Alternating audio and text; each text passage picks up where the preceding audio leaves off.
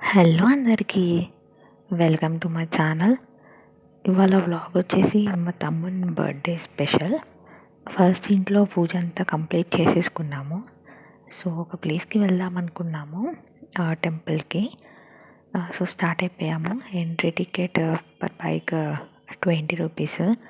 So park చేసేసుకొని start అయిపోయామన్నమాట. గుట్టపైకి నడుచుకుంటూనే వెళ్ళాలి. So వచ్చేసాము పైకి, గుట్టపైకి. ఇక్కడ నుండి స్టార్ట్ అనమాట.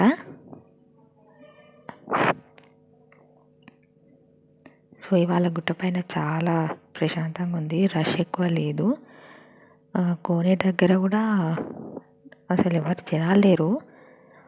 ఇంత ప్రశాంతంగా ఉందనుకుంటే మేము కూడా ఎక్స్ట్రా పేర్ క్లోత్స్ తీసుకెళ్ళే వాళ్ళము కోనేట్లో స్నానం చేయడానికి. ఎప్పుడైనా చాలా రష్ ఉంటారనమాట ఇక్కడ. సో ఇవాళ కొంచెం తక్కువే ఉన్నారు. సో వెళ్ళిపోదాం కోనేరు దగ్గరికి. చూడండి, అసలు ఎవరూ లేరు, ప్రశాంతంగా ఉంది, నీట్గా కూడా ఉంది. సో వెళ్ళి వాటర్ మీద చల్లేసుకొని వెళ్ళిపోయాము దర్శనానికి.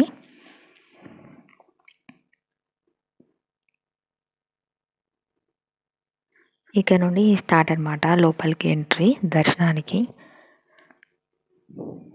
సో వెళ్దాం పదండి.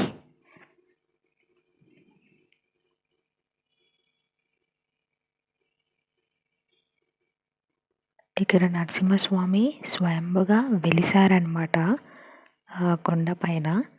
శ్రీ మత్స్యగిరి లక్ష్మీ నరసింహస్వామి, వెమ్లకొండ. అర్చన చేయించుకున్నాము.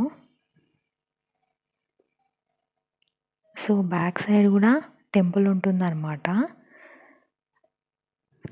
కొన్ని స్టెప్స్ ఎక్కి పైకి వెళ్తే అక్కడ నరసింహస్వామి రూపం, విగ్రహం ఉంటుంది ఇలా. సో అక్కడ కంప్లీట్ అయ్యాక పక్కనే ఆంజనేయ స్వామి టెంపుల్ కూడా ఉంటుంది.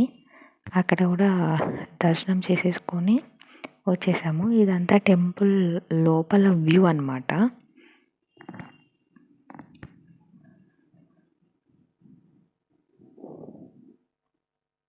ఇది కొండపై నుండి వ్యూ. కింద చూడండి, అవన్నీ రూమ్స్ అన్నమాట. సో అక్కడికి వచ్చిన వాళ్ళు ఉండడానికి అలా రూమ్స్ రెంట్కి ఇస్తారు.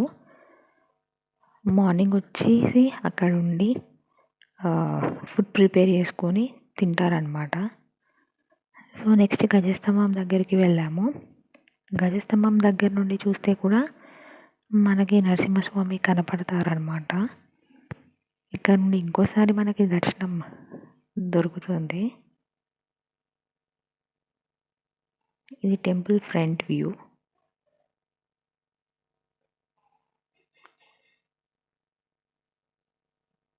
ఇక్కడే కొబ్బరికాయలు కూడా కొట్టాలన్నమాట.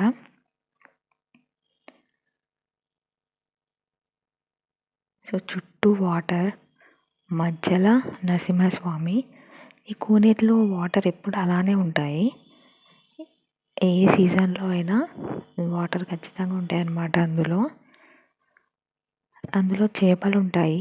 ప్రతి చేపకి నామం ఉంటుంది ఇక్కడ.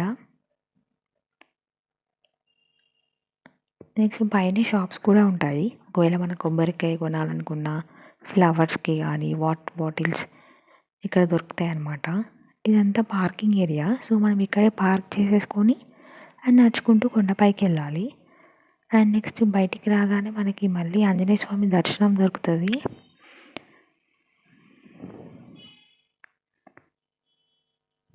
నెక్స్ట్ ఈ ఆంజనేయ స్వామి పక్కనే మనకి రామాలయం కూడా ఉంటుంది.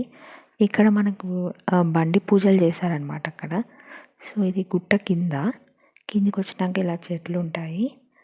సో ఒక చెట్టు దగ్గర కూర్చొని మంచిగా పులిహోర తినేసి ఇంటికి వచ్చేసాము.